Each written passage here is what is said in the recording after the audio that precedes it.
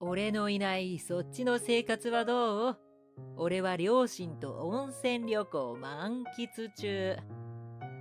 夫からののんきな連絡に私はため息をついた。なんで今さら連絡してくるのよ。送ってすぐ LINE が既読になってたけど、きちんと確認した？なんか内容が長かったから読むのやめた。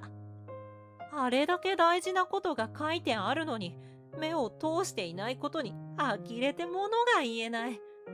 とりあえず、あと3日は帰らないから。実家に帰ってくる前に不動産会社を寄った方がいいかもね。もうあんたの居場所はないから。私は夫の返事を見る前にスマホの電源を切ったのだった。私はリオ、27歳。同い年の夫のコウジと共に賃貸マンションで暮らしている。彼とは私が勤めているパン屋で出会った。彼は近くの会社で働いているようで常連さんだった。雑談を交わすようになったある日、彼から映画に誘われた。それから何度か食事を重ねるうちに、俺たち付き合わない？と告白され交際し、1年後に結婚した。夫は私と違っていい意味でお気楽性格だ。私が悩んだり辛いことがあっても前向きな考えに切り替えてくれる。彼のそういう性格が大好きだった。そんなある日、私が妊娠していることが分かった。俺たち親になるのか。なんか不思議だな。もっと喜んでくれると思っていたのに、夫の態度は人事のような反応をしている。嬉しくないの？私はこの子を一生涯守っていきたい。リオが産みたいなら俺は反対しないよ。やはりいつも明るい夫とは何かが違い、私は不安になった。反対ならはっきり言ってほしい。私はコウジがいつもの笑顔で喜んでくれると思っていたの。でも違ったからどうしたらいいかわからないわ。私が胸の内を明かすと、夫は私に笑顔を向けてきた。ちょっとびっくりしただけだから、まだ実感ないけど、2人で大切に育てていこう。夫の笑顔がどこかぎこちないように見えたが、彼の言葉を信じることにしたのだった。それから月日が経ち、つわりの時期になると、勤め先のパンや惣菜の匂いで嘔吐してしまうようになった。さすがに食品を扱う店のため、私のせいで何か変な噂が立ち、迷惑がかかってはいけないと思い、仕事を辞める相談を夫にすることにした。つわりが思ったよりひどくて仕事にならないの。店長たちがいい人だから気にしなくていいって言ってくれてるけど、このままじゃダメだと思うんだ。だから今のうちに辞職しようと思うんだけど、いい？たかがつわりごときで辞めるとかなしだろう。それに家計はどうするつもりだ？お前の通院や出産に金がかかるんだぞ。今のうちに稼がないでどうする？彼の収入なら私が仕事を辞めても何も問題がないはずだ。正直ここまで反対されるとは思っていなかった。貯金もあるし、それはなんとかなると思う。本当に体が辛いの。産むってお前が決めたことだ。それに俺の部署の妊婦はいつも通り元気に働いてるぞ。大げさに言ってないでギリギリまで働け。初めて夫から冷たい言葉を浴びせられ、私はショックからうつむいた。そんな私に夫がさらに追い詰めてくる。家事だってサボりすぎだろ。スーパーの弁当の日も増えたし、洗濯だって貯めてさ、このリビングを見てみろ。あちこちに物が置きっぱなしで、だらしなさすぎ。今から言い訳するやつは、子供が生まれた後も何かと理由をつけてサボろうとするんだ。お前はそうならないように、しっかり家事もすることだな。そんな。うなだれている私の隣を夫は黙って横切り浴室に行ってしまった。そこまで言わなくたって、浩二も家のことくらい手伝ってよ。私は悔しさから涙を流したのだった。結局、仕事を辞めることができず安定期に入った。一般的にはつわりが落ち着く時期と言われているが、私の場合、ひどくなっていく一方だった。食事もまともに取れず、水分と栄養ゼリーを細かく分けて口にするのが精一杯で、他の食べ物は体が拒絶していた。そんな私を変人扱いする夫に、私は頭を抱えている。安定期に入ったのに具合悪がってんじゃねえよ。そんな辛いですってアピールするやつと一緒に食事なんてしたくない。これからは別々で食べるぞ。と、こんなありさまだ。周囲からは私の様子を心配してくれ、休むように声をかけてくれるが、どうしても夫のことが頭をよぎり、私は、大丈夫です。世の中の妊婦さんって大変なんですね。とごまかしていた。そして、とうとう問題が起きた。私はいつも通り出社し、接客をしている時だった。急に目の前が真っ暗になり、次に目が覚めた時にはどこかの病院だった。ここは？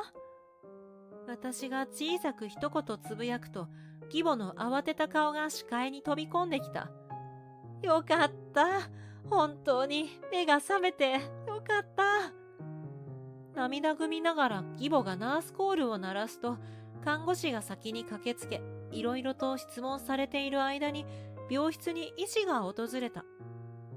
医師や看護師の話だと、私の体は相当ひどい状態のようだ。栄養失調に脱水症状で、今まで母子ともに無事だったことが奇跡だという。妊娠遅と診断を受け、私の場合、長い期間無理をしていたことで、2週間ほどの入院をするよう医師から指示された。どうしてもっと早く言ってくれなかったの？そんなに私は頼りにならないかしら？まるで自分の娘のように悲しむ義母は、私の手を強く握り、大粒の涙を流している。お母さんのことは大好きです。とっても頼りにしています。今回のことは私の管理不足が招いたものなので、そんなに心を痛めないでください。私が静かに言葉をつないでいくと、義母が大きな声を出した。何を言っているの？リオちゃんは何も悪くないわ。妊娠中は何があるかわからないの。これ以上自分のことを責めるようなら怒るわよ。夫から冷たい言葉を聞かされ続けた私にとって、愛のある説教はとっても心に響き、私も静かに涙を流したのだった。2週間前の検診に比べて、私の体重は5kgも減っていた。道理で仕事着が緩く感じたわけだ。あなた、このままだったら母子ともに危なかったそうよ。浩二は何も気にしていなかったの？いや、大変。入院なんて知られたら怒られちゃう。どうしよう。はっと気づき、慌てる私の様子に、義母が眉間にシワを寄せた。どういうこと？まさか、あの子に何か言われているの？義母の真剣な表情に私はたじろいだ。そんなことはないですよ。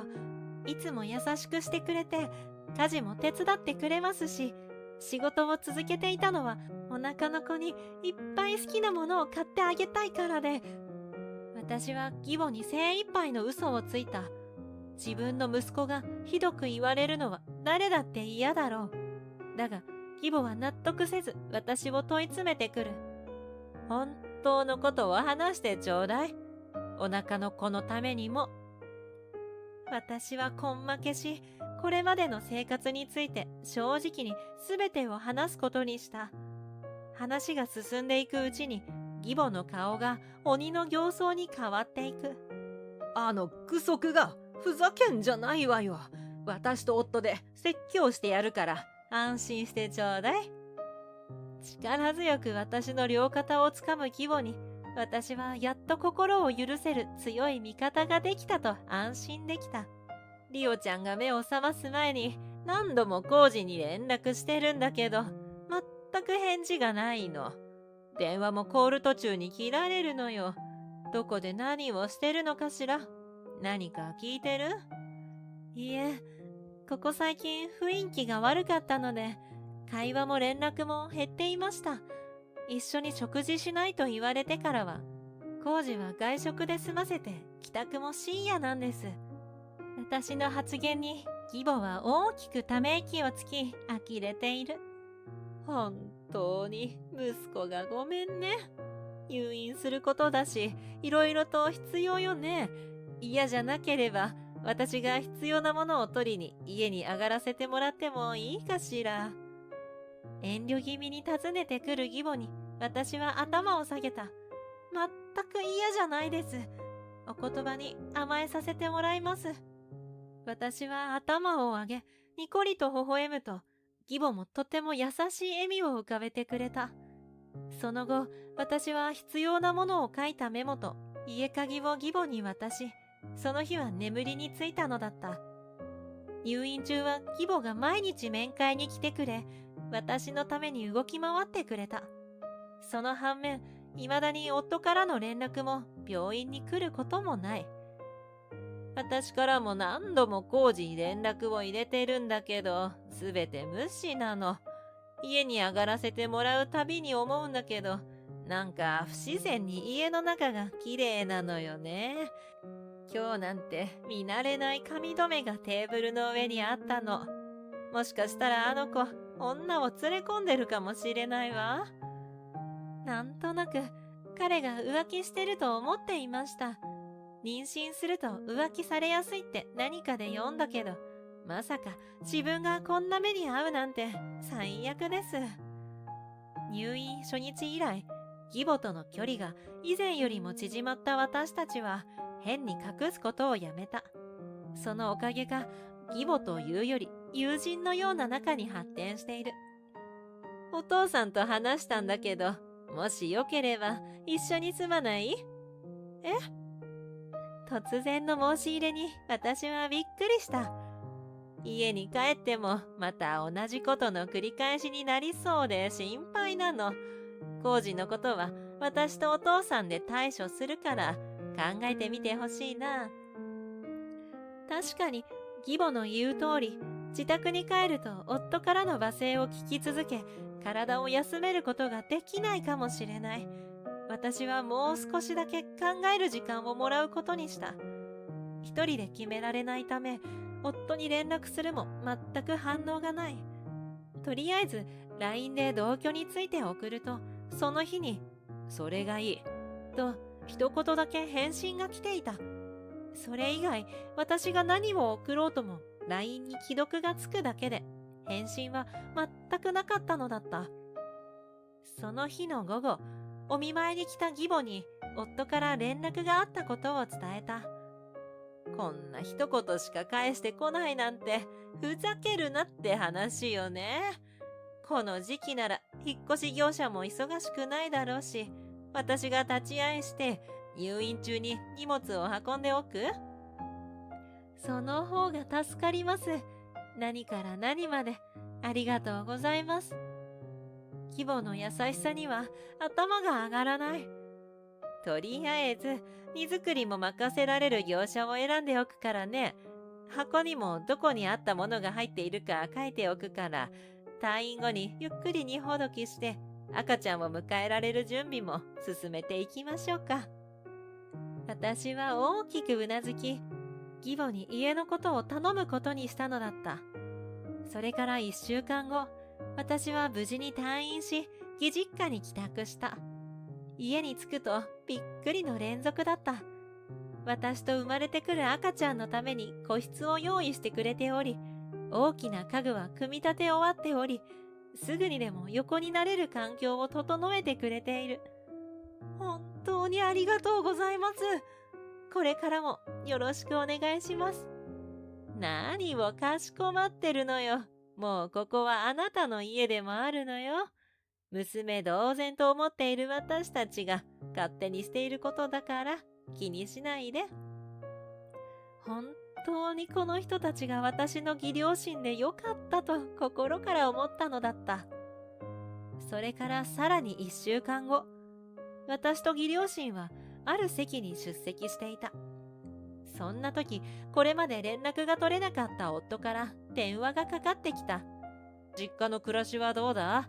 妊婦だからって言い訳して何もしていないわけじゃねえよな。医師から安静にするように言われてるから、仕事も辞めて療養しているわ。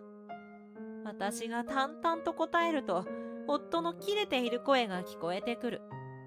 たかがつわりで入院しただけじゃなく、俺の許可もなしに無職になるなんて、嫁として失格だな。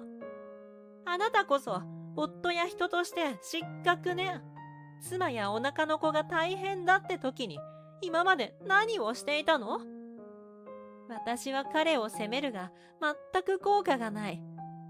お前が入院して家事も仕事もサボって楽してるから、俺も溜まっていた有給を使って両親と温泉巡りの旅行をしてる。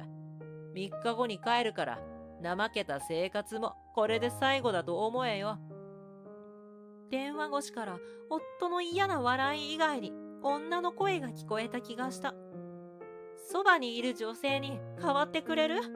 嫁としてきっちり話をしたいんだけど。私が鎌をかけると夫の声が上ずった。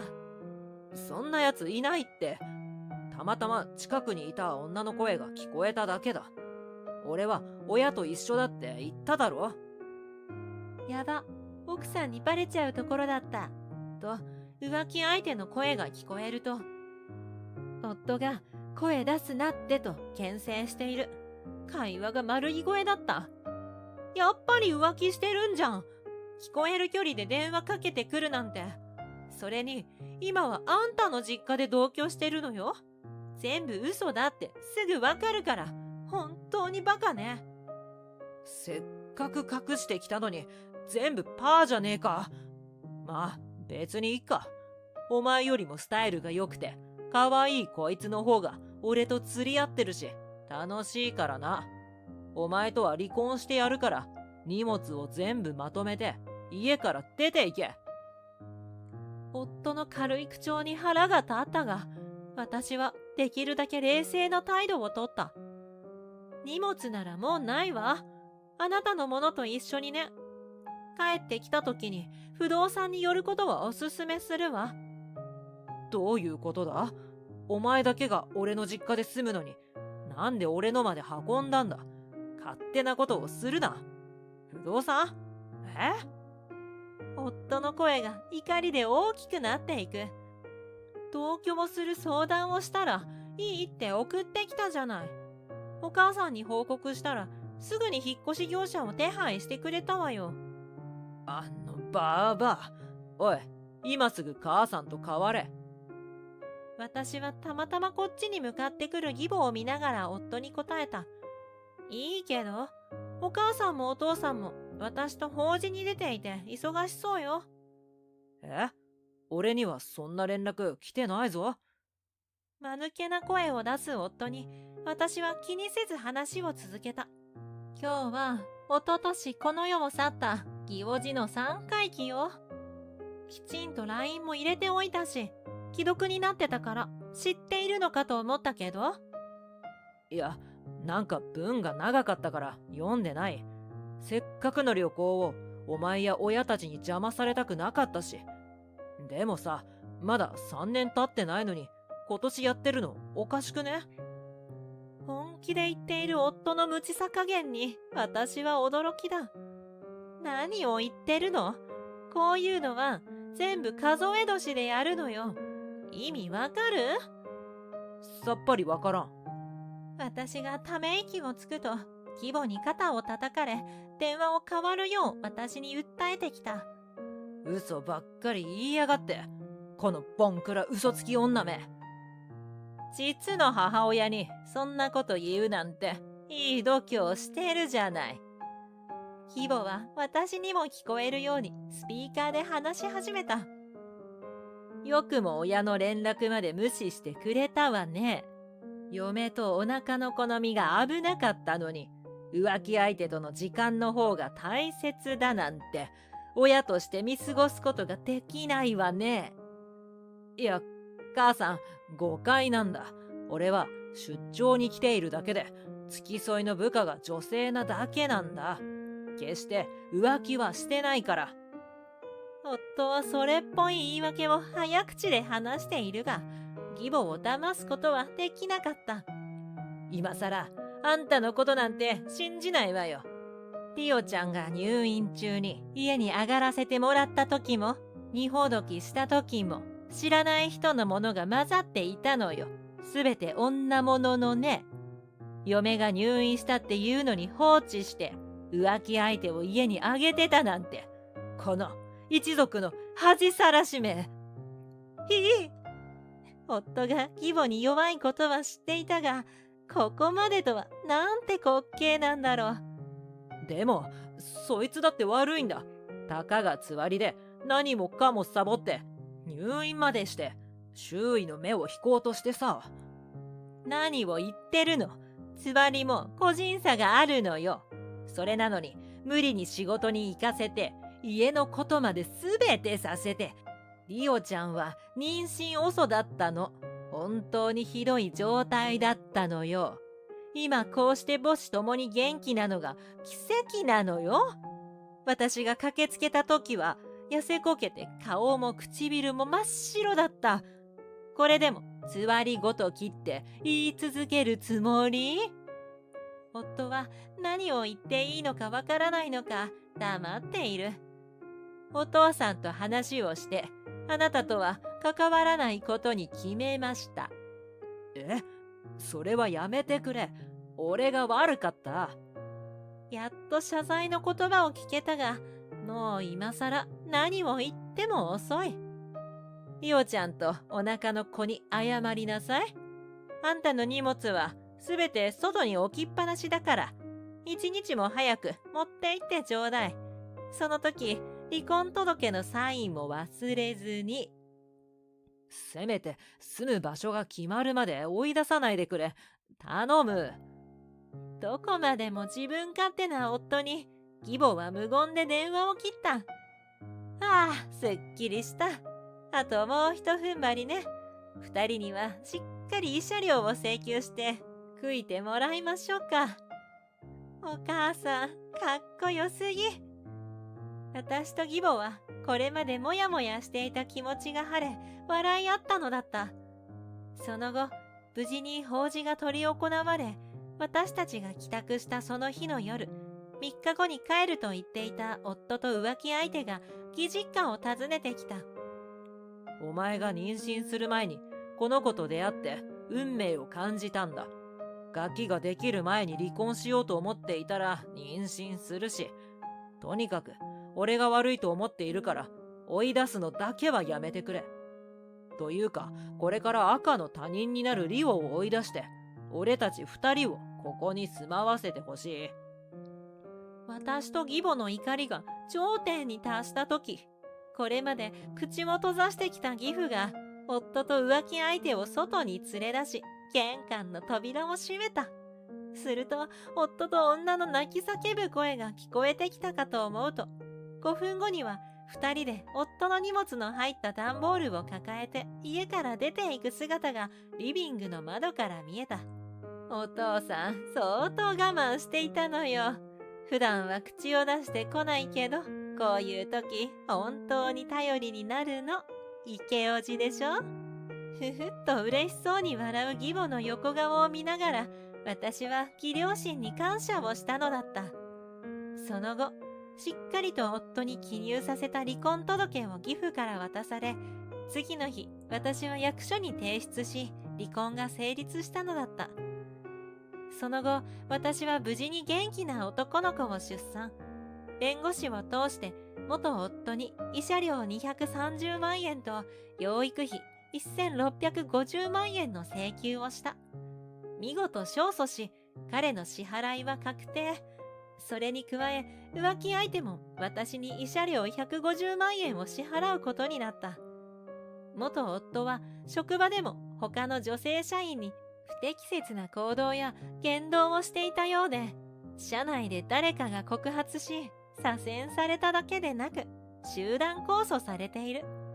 左遷先では彼の行いが知れ渡っており、肩身の狭い思いをしているだけでなく、さらに借金が増えることだろう。私はというと、今も元義実家でお世話になっている。私の両親が反対してきたが、これまで守ってくれていたことを説明すると、元義両親たちに大変感謝し、私の自由にしていいと言ってくれた。